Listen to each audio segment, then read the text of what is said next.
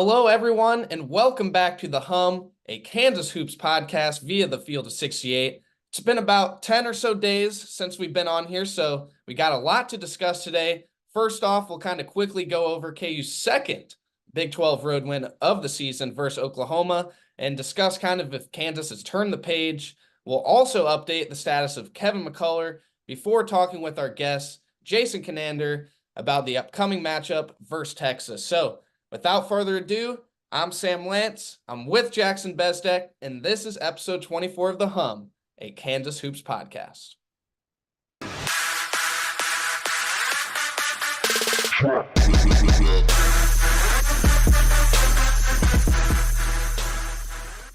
All right, Jackson, Kansas traveled to Norman for one last time in the regular season, with the Sooners leaving for the SEC next year. And the Jayhawks, they kind of continued their dominance against the Sooners, winning rather handily behind a strong second half effort. 67-57 was your final score here. KU now 9-33 Oklahoma is now 9-33 overall in the history against Kansas. Kansas has won the last three in Norman to end the series. So yeah, quite a way for Kansas to go out against Oklahoma. They're also 9-1 in the last 10 games versus Oklahoma. So, man, even though this game, Jackson, was, kind of up and down for Kansas, had a lot of KU fans worried in that first half. It was a good win for Kansas, but what was just your thoughts on how the Jayhawks responded after not so good of a start?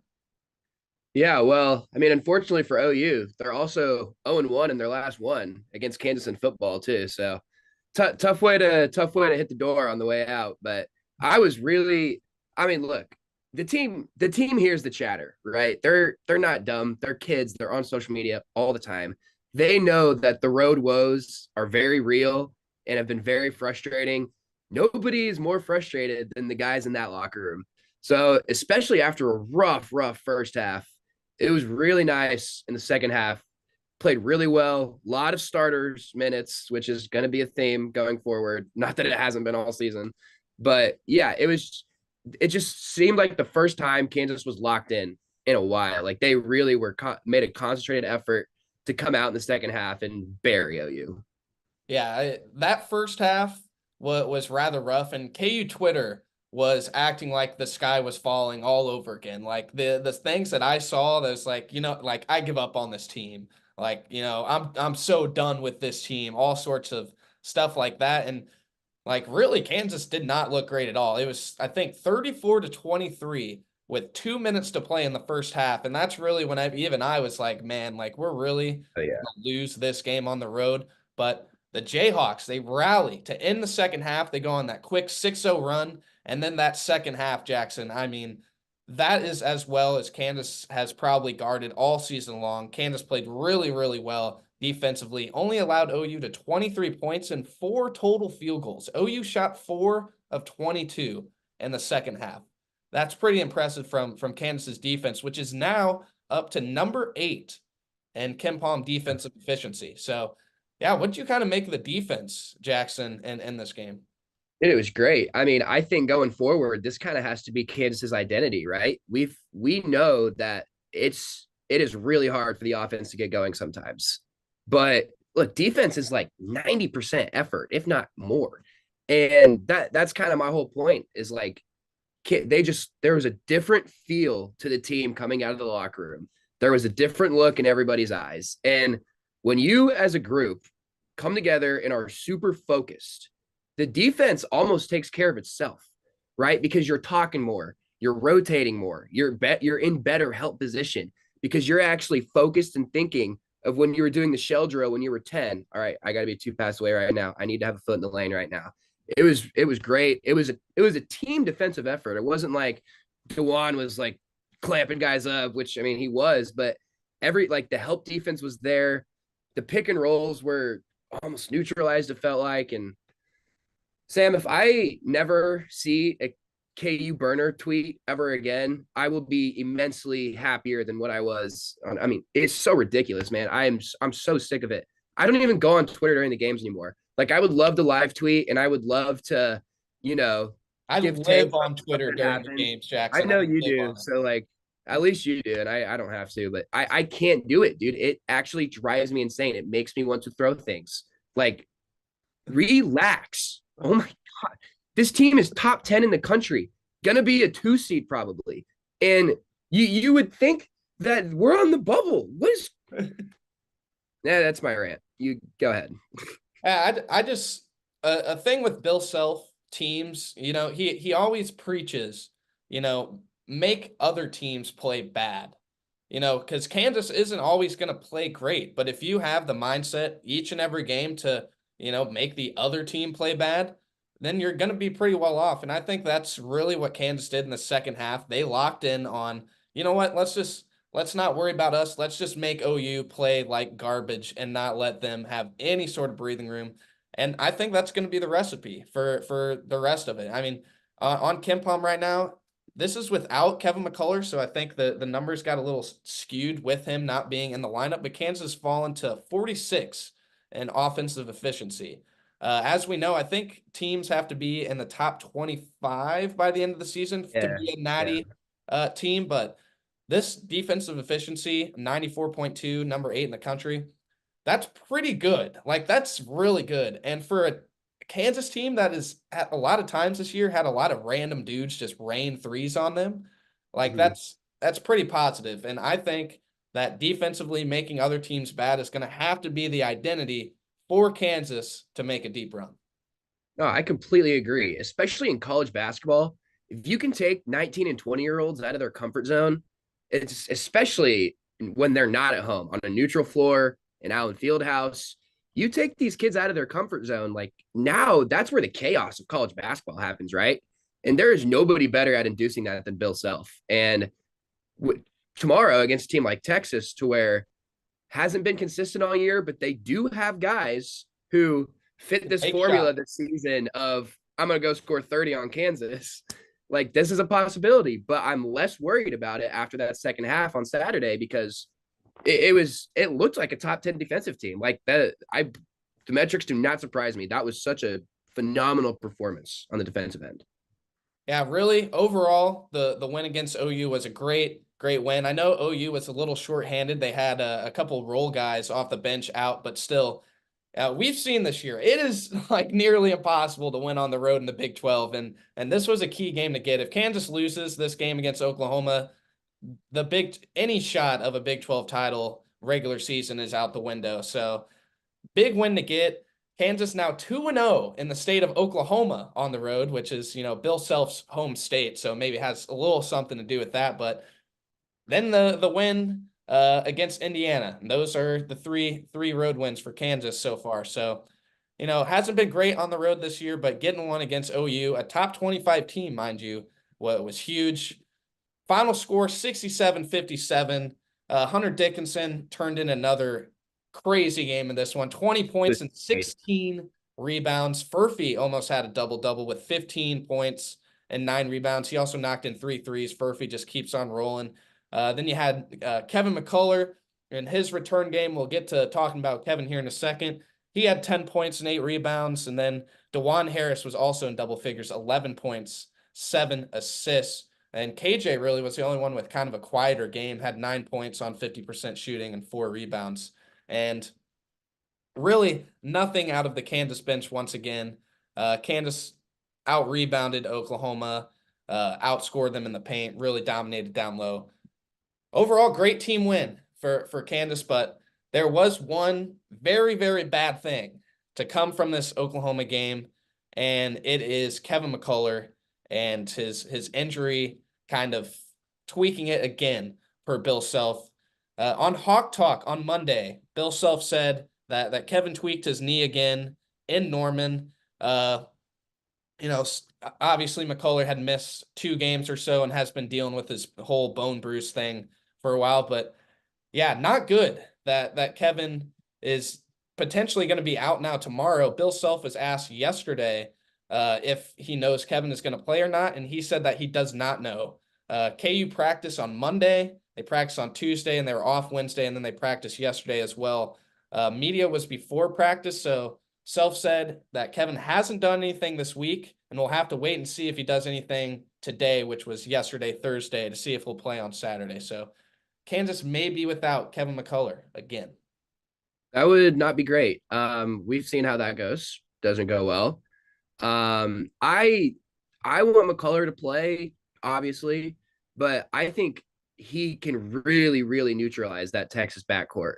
Like we've seen when you add Furphy in the starting lineup, it gives Bill the freedom to put one of his best defenders, Kevin McCullough, on one of the better guards of the other team. Even though Kevin is 6'8" and is technically a forward, whatever, I think Kevin on Tyrese Hunter is like, I think that's a really necessary matchup that Kansas needs going into tomorrow.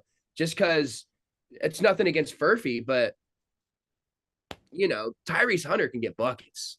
And Max Asmus is obviously really good as well. I think DeJuan will take that. But I mean, Kevin is just so important on both ends of the floor, but it's just, especially against this Texas team, I think that Hunter can score just fine.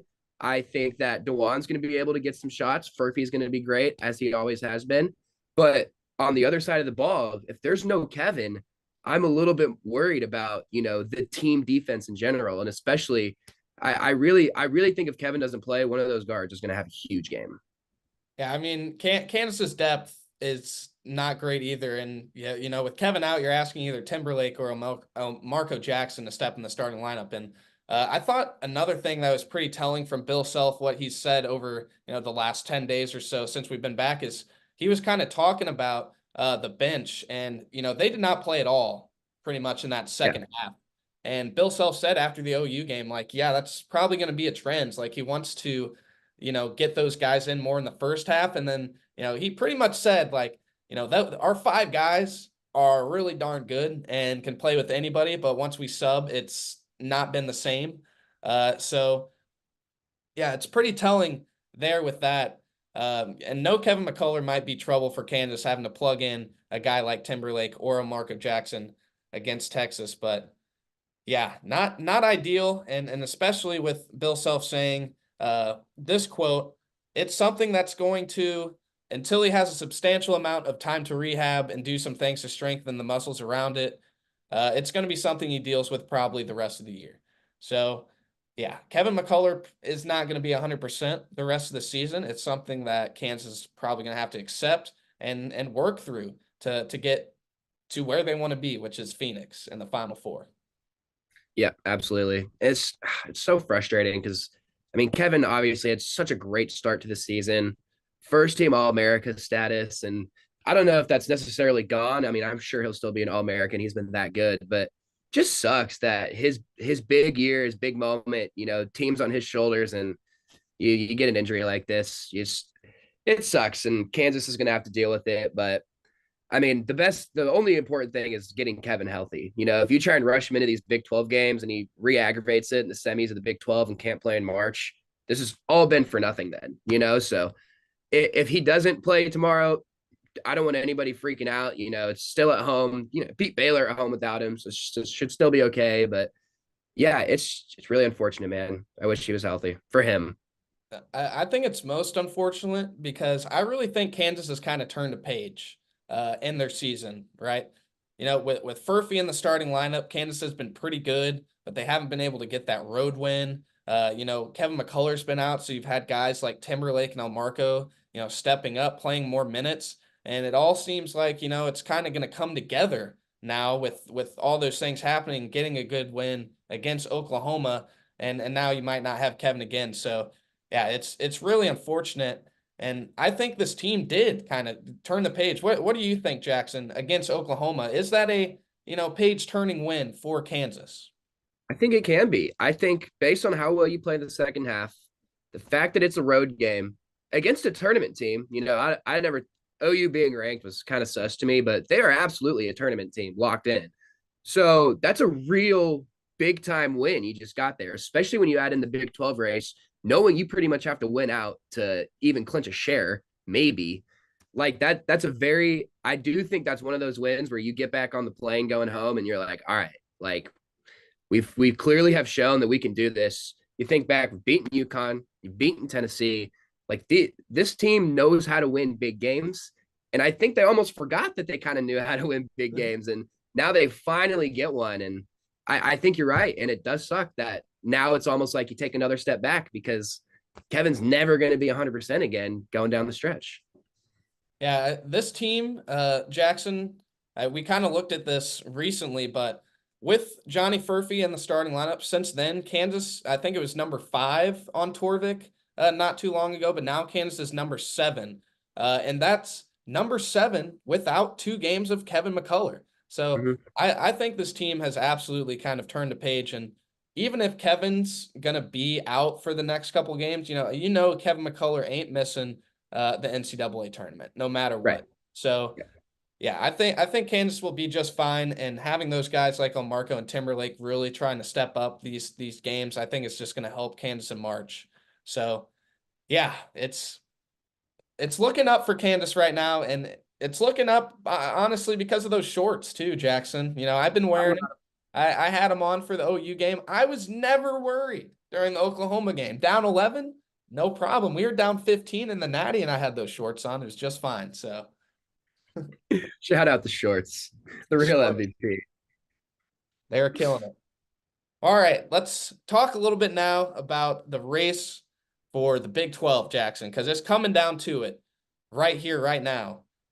Kansas, they have 5 games left, and let's be honest, they have to win every single one of these games for Kansas to win a share of the Big 12. And that's games against Texas at home, BYU at home, at Baylor is one of the tough ones, K-State at home, and then at Houston.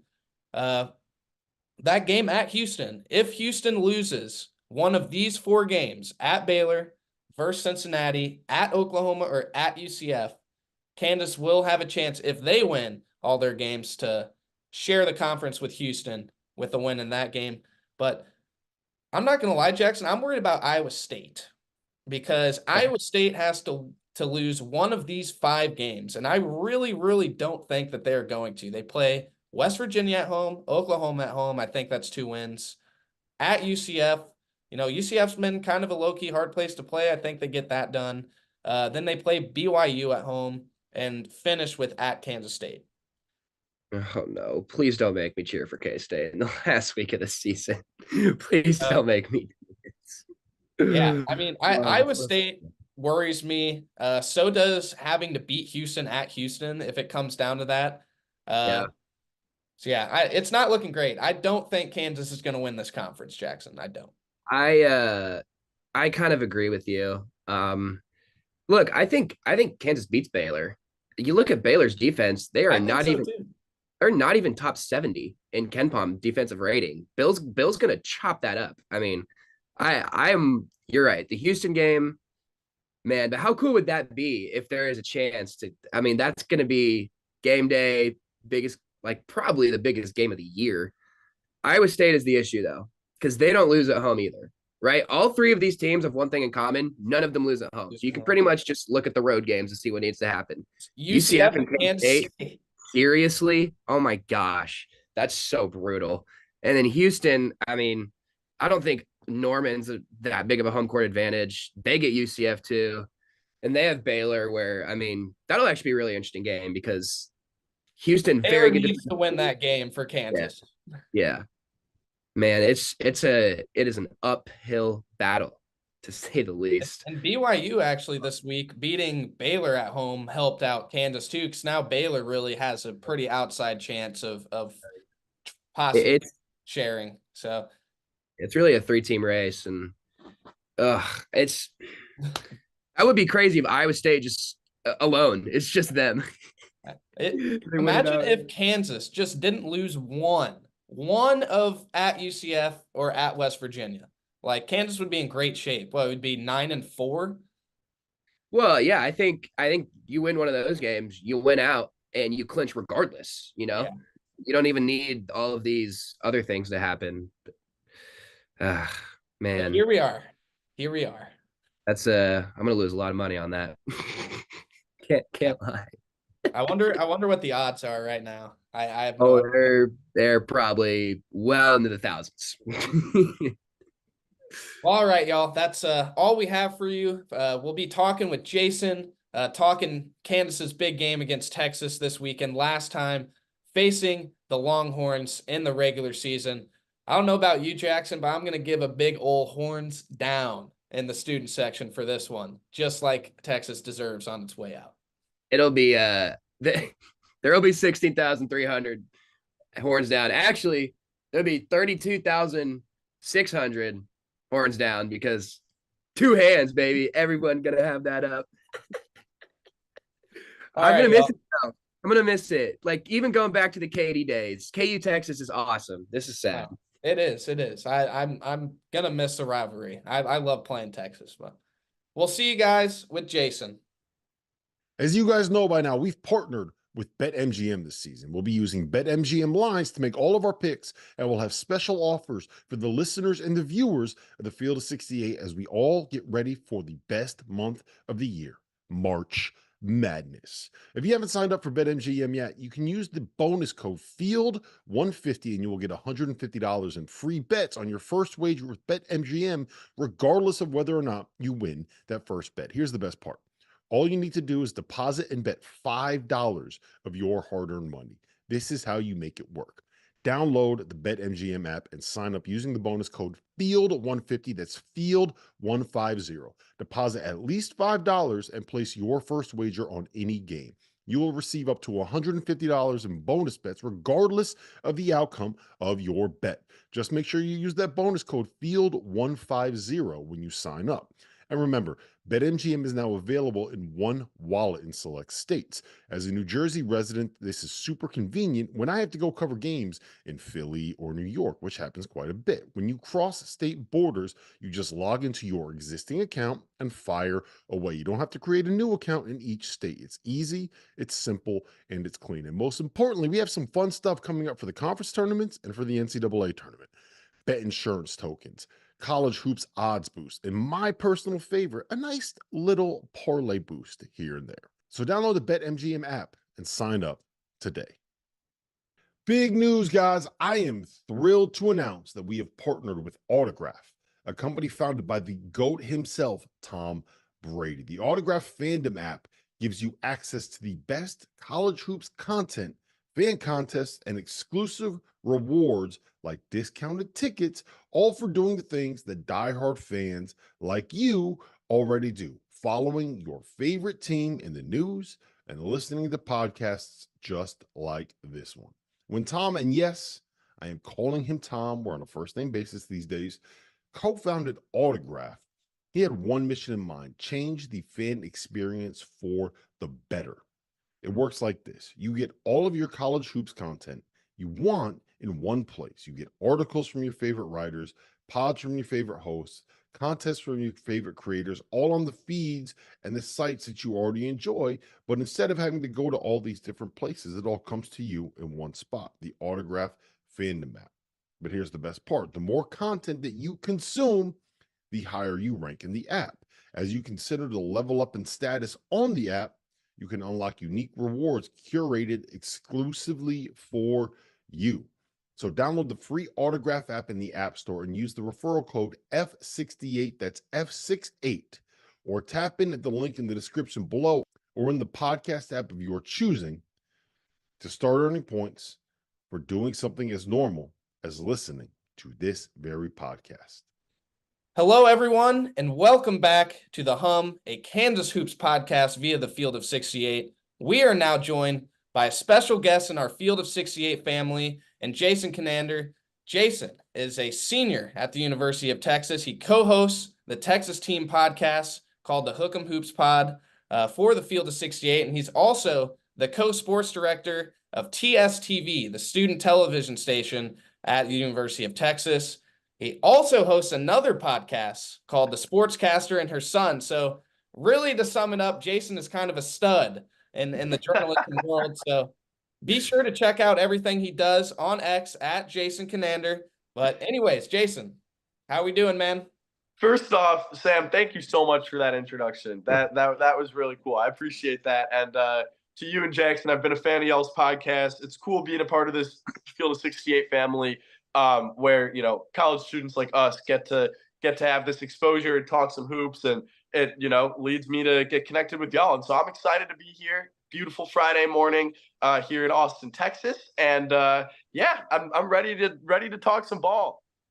Well, that's what we're here for, Jason. So let's go ahead and get into it. We got Kansas and Texas inside Allen Fieldhouse on Saturday night. It's going to be, the last regular season matchup between these two schools for a long time with Texas going to the SEC. So firstly, Jason, can I just get your thoughts on playing Kansas for the last time? And will you kind of miss this, what's been low-key a rivalry the past few years? I know Mitch Lightfoot on his podcast says it's K-State and then it's Texas kind of right below in terms of rivalry in the Big 12 for him. So do you kind of agree that this has become somewhat of a rivalry, and are you sad to see it go? I am very sad to see it go, Sam. My favorite part about being in the Big 12 is getting to play Kansas in years past twice a year, this year once a year, and it's always such an exciting game. Usually it's a close game, especially when it's played in Austin. That's a game that ends up being close more often than not. And this is a matchup that, it has become a rivalry of sorts because these teams have played in some big games. Texas has been competing for regular season championships in the Big 12 in years past, whereas up until a few years ago, Kansas had that stretch of, 12 or so years where they were Big 12 champions in the regular season. And so it did become a rivalry because of some of those high quality, high caliber games that they were playing. And then playing each other in the Big 12 championship last season, I think was kind of like the apex of that. Texas won that game big. This is the first time that those two teams are playing since then, which is crazy. That game was almost a year ago. And this is the first time that these two teams are playing. Both teams look a whole lot different, especially Texas. But I'm super excited to watch this game. I'm sad to see the game go. There's not a venue in the SEC that even comes close to comparing to Allen Fieldhouse. And so I will miss the prospective road trip. And even though I'm not going to be at the game on Saturday night, I will forever regret that I didn't end up going to one of the 3 Texas-Kansas games that were played at Allen Fieldhouse in my time at the school. So speaking of Texas looking a little bit different this year, first full season for Rodney Terry. Obviously Chris Beard getting fired in the middle of last season. Terry actually stepped up, did a pretty good job, took him to the Elite Eight. So now first full season for Rodney. What have you seen from him this year? How are the guys kind of responding to him? What's his tenure been like? Well, the culture in the locker room has been basically the same as last year from what we've been able to see, of course, not being in the locker room. But Rodney Terry is a player's coach. Chris Beard was not a player's coach. He's an X's and O's coach. He's the type of guy who's going to galvanize the campus community, and the players hated him. It was sort of the opposite for Rodney Terry, who the players loved. Rodney Terry has recruited a lot of the players on this team, a lot of the players who are on their second or third year in the program. Rodney Terry initially recruited when he was brought on to Chris Beard's staff. And so Rodney Terry has done a good job of making this Texas basketball program a formidable one on the recruiting paths yet again. They have a top 5 recruiting class going into next season led by Trey Johnson. And so Rodney Terry has done a great job with recruiting. And then with coaching, it's sort of been up and down. Texas has had a little bit of a disappointing regular season compared to what they had done the past 2 years in the Big 12, really competing for a Big 12 championship up until February. That was never really an option for Texas with the way that they started conference play. But all in all, Rodney Terry has done a good job because in the first part of conference play, Texas lost 2 really bad games to UCF and to West Virginia. And at that point of the season, they could have folded and went downhill and missed the NCAA tournament. And instead, Texas bucked up and had their best stretch, winning road games against Oklahoma and TCU and a home game at the buzzer against Baylor. And so, that is to the credit of Rodney Terry. Rodney Terry has done a good job getting the ball in the hands of Max Abmas and Dylan Dessou when they've been hot. But Rodney Terry's first full season in charge won't be judged until we see the way that he ends it, because that's just how things work at Texas, and that's how things work in today's college basketball. So it's an incomplete grade for now, a passing grade for sure, but I give him probably a B, maybe a B plus in his first full season. Well, I mean, losing to UCF and West Virginia, like, man, who does that? Like, that's terrible. Only terrible teams lose to those teams. Yeah. Like, who else has done that in the Big 12? I have no idea. Yeah. the thing with Texas is like, though, in the past couple of years in basketball, they had been not upset proof, but they wouldn't they hadn't lost any games really, like the West Virginia game or like the UCF game, which is shocking to me. I mean, they were 8.5-point favorites. UCF was playing in their second ever Big 12 conference game. I tweeted out like 3 days before that game. I was like, is anyone going to be really surprised if UCF doesn't win more than a game or two in conference play this year? And then they ended up beating Texas, and then they beat Kansas. And it was like, what? Like, what is going on? And so the Big 12's been a lot of fun. I'm sad to see it go. The SEC is a good conference as well, but like with the teams that the Big 12 are adding next year, like this has been so much fun this year. And then you add Arizona, you add Colorado, who's been a pretty good program, Utah, who's probably a tournament team this year. Like times are looking up in the Big 12 for hoops. It's exciting. Yeah, absolutely, absolutely. So, Jason, I was kind of poking around on KenPom and some of the other advanced analytics sites that's kind of gauge this Texas team. And really, Texas is kind of in like the middle of the pack and just about everything. You know, like nothing really stands out via the numbers. They're not really great at anything, but they do a lot of things pretty well. What do you kind of just make of this? And do you think this Texas team kind of has like a true identity to them? Yeah, that's, yesterday we recorded the Hookem Hoops podcast, and one of the main things we talked about is how Texas doesn't have an identity this season. They're a pretty good defensive team. They're coming off what I think is their best defensive performance of their conference play season against Kansas State. They let up only 56 points, held Tyler Perry to one of his worst shooting performances of the season. So Texas can build off of that, but they don't have an identity defensively yet because they've had certain games where they just get absolutely crushed. Like the Houston game, the BYU game, TCU, they won, but they still let up over 90 points. That was an ugly defensive show for Texas. So they do certain things well. They guard the three-pointer somewhat well. The interior defense, though, is a struggle. We were talking yesterday how Hunter Dickinson and Dylan Dessou might combine for 70 points in this game because neither guy is particularly great defensively. And so, Texas, when you don't have that, rim defending big man that they had last year in Christian Bishop, Zarek Onyema hasn't been able to be that guy. There's been a big adjustment for him going into Big 12 play. And so Texas doesn't have an identity defensively. And then shooting, they are horribly inconsistent. They hit they hit 3 3-pointers on Monday against Kansas State. And the two players who hit 3-pointers were Ithiel Horton and Brock Cunningham. So, when those are the type of games that you're putting up, you're not going to be able to carve out a formidable identity. So, yeah, the analytics, your read on them is pretty correct. They're painfully average when compared to other tournament teams. In the grand scheme of things, they're above average. That's why they're likely going to make the tournament. But defensively, they're good, not great. Offensively, they're good, not great. I would say they're below average more than they are above average on any given night.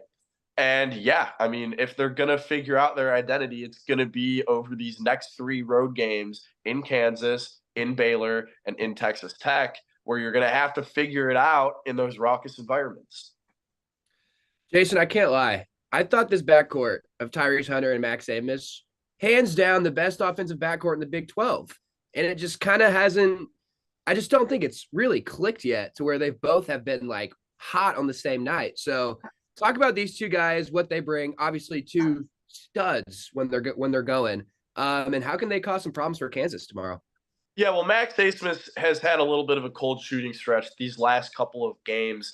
He just hasn't shot the ball well, hasn't been able to find his shots. Opposing teams have been game planning him really well. This is a guy who can hit deep threes, and they're starting to even take that away from him. So when a guy his size has to drive to the rim and create shots against these rim, these guys who are formidable in the paint at the rim, he's going to struggle. And so Max Abmas has struggled as of late. Tyrese Hunter's been inconsistent all year long. And on the road, he has really struggled. He's averaging 6 points per game and shooting 15% from 3 on the road. That's not going to cut it now. That's not going to cut it in the Big 12 tournament. And that's certainly not going to cut it in the NCAA tournament. And so, yeah, you're right. These two guys haven't been able to click on the same night. Tyrese has had some pretty good games at home against Baylor. He hit the buzzer beater and was their leading scorer that game, but he hasn't really had a great game since. So, yeah, it would be a great opportunity on Saturday night. He's going to have a big task, likely guarding Johnny Furphy.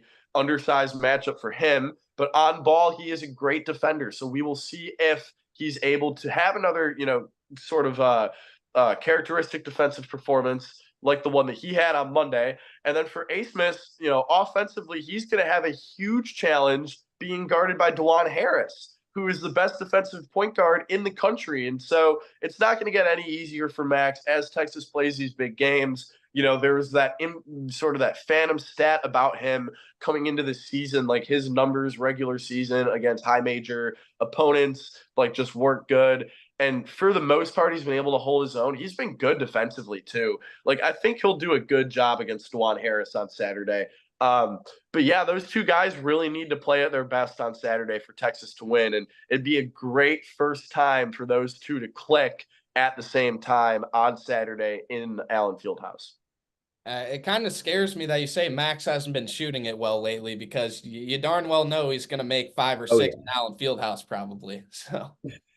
Yeah, I saw what Travion Tennyson did, and watching that game gives me hope that Max Asmus could have a similar game. But then again, that TCU-Kansas game was a month and a half ago, and so great coach like Bill Self, that kind of staff, and those great players, they have probably plugged up those holes by then. Yeah, well, it's been a lot of players who have been kind of raining threes on us, but it happens. It happens.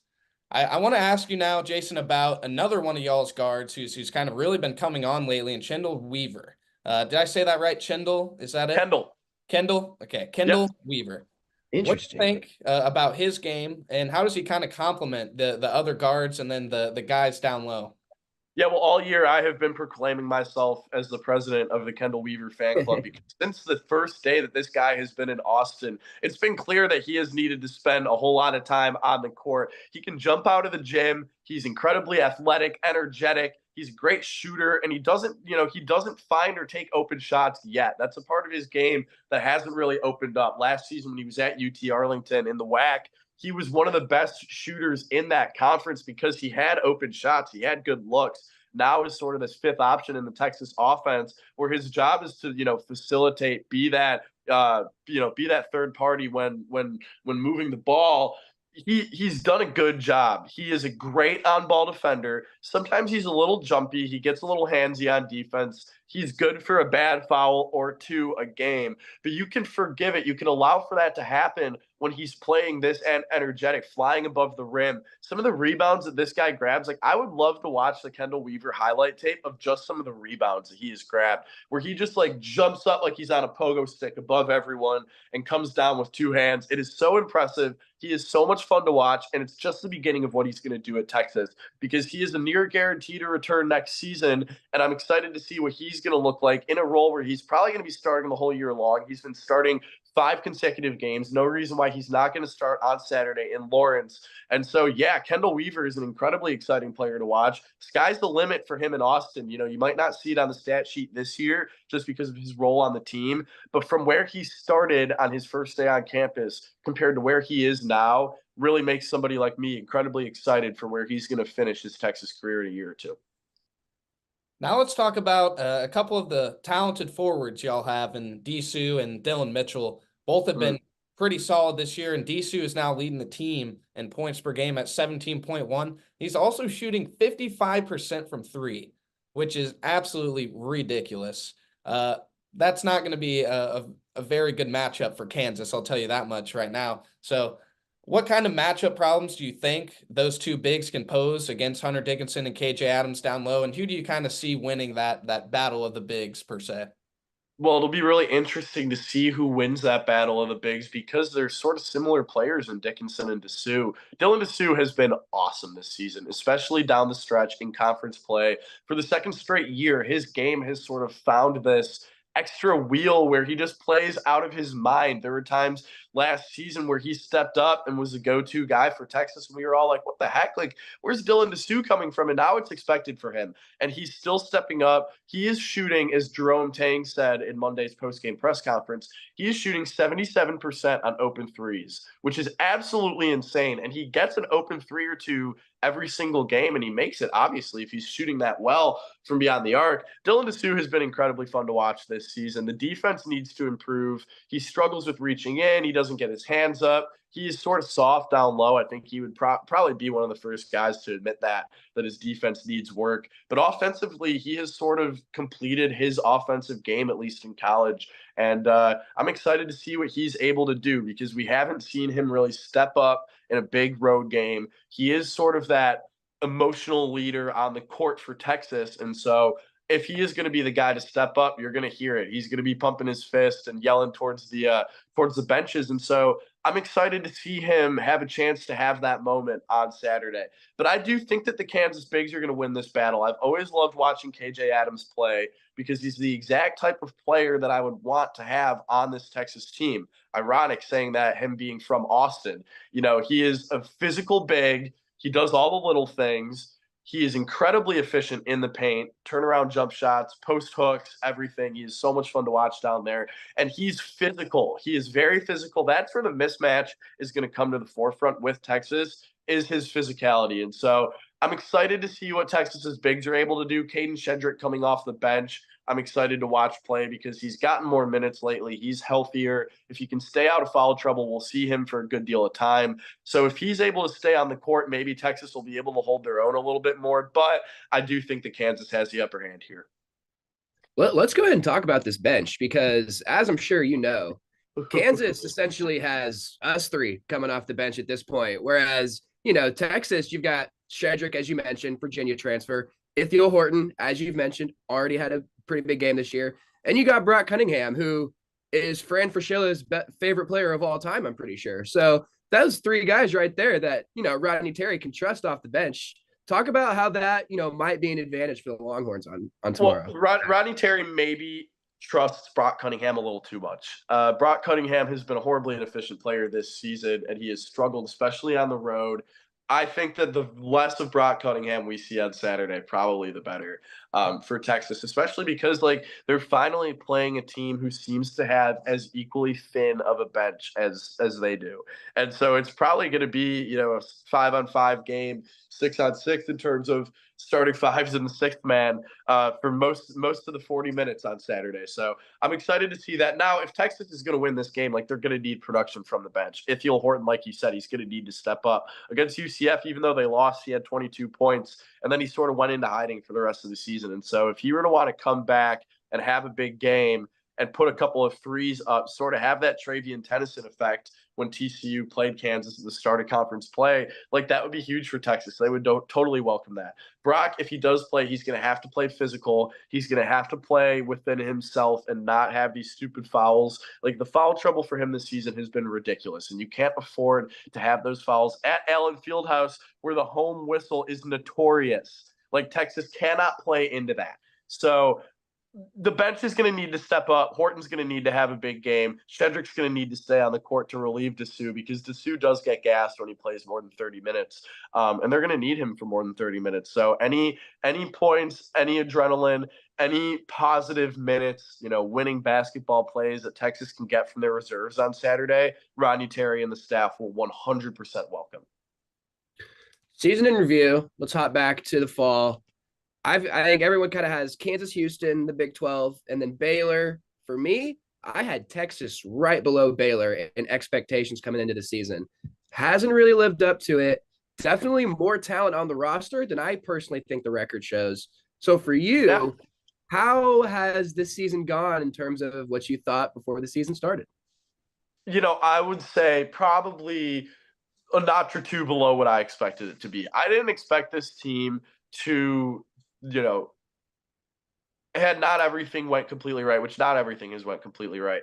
I thought that this team would be sort of in that top part of the Big 12, but sort of where, like, you know, in like the bottom half of the top 25. And now, you know, I don't even really regard the AP poll, one, because Texas hasn't had anything to do with it for a while, but two, because it's just not a relevant metric when it comes to the NCAA tournament. I'd say I expected Texas to be a 5 or a 6 this year, and they're going to end up being sort of between an 8 and a 10.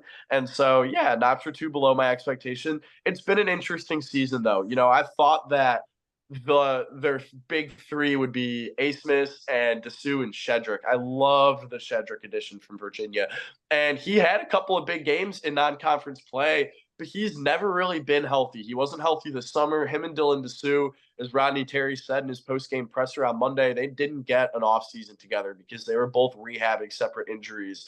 And I think that affected Texas a lot in non-conference play. They had a weak non-conference slate for the games where they needed to win against Marquette, against UConn. They didn't have their big dogs. And so, yeah, Texas really struggled in that game or in those games. And that's sort of why they're sitting in the Big 12, sort of middle of the pack. And the years went not too below I expected it to.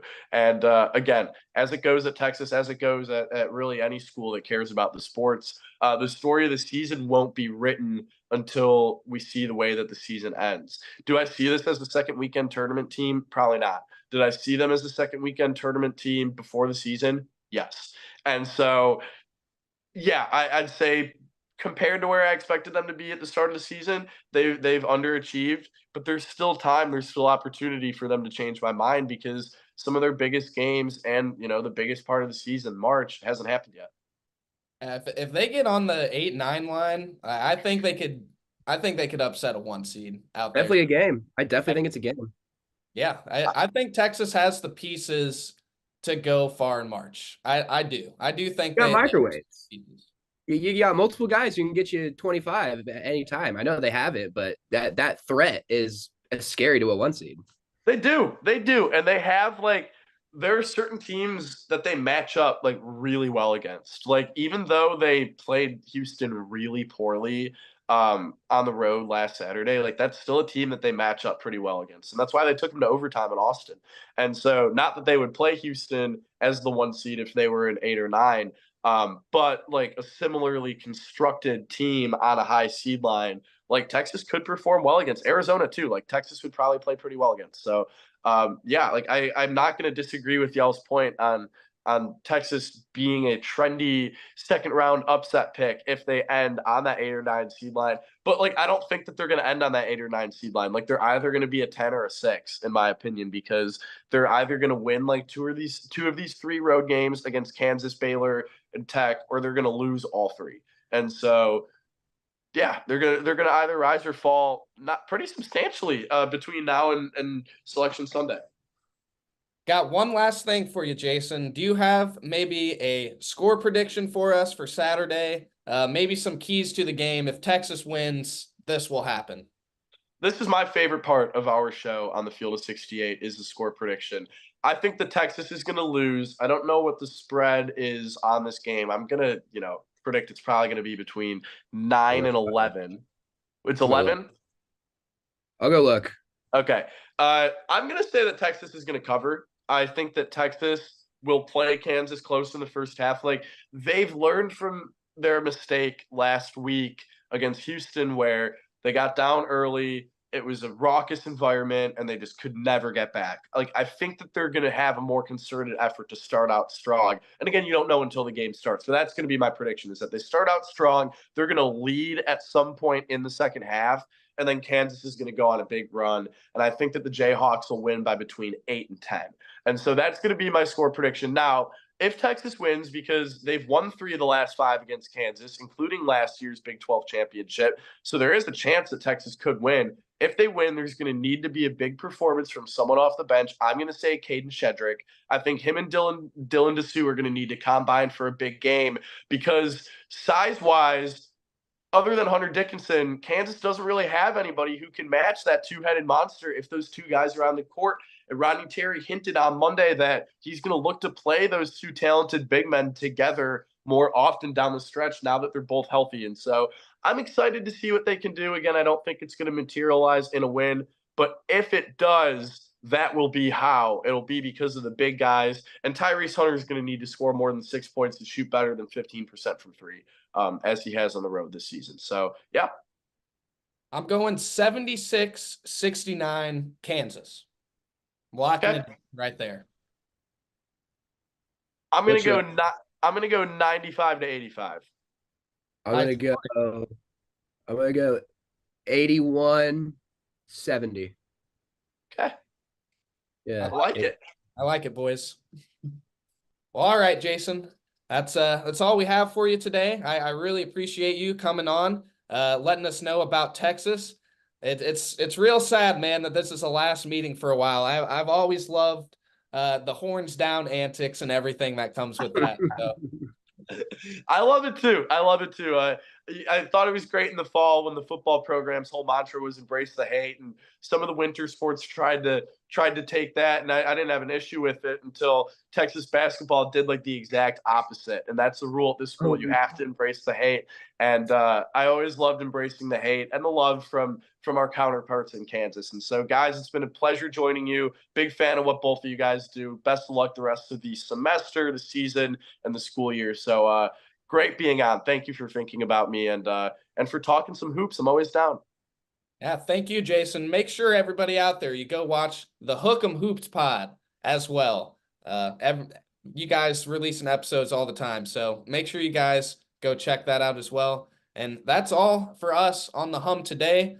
We will see you guys after the Texas game, hopefully talking about a Jayhawk W.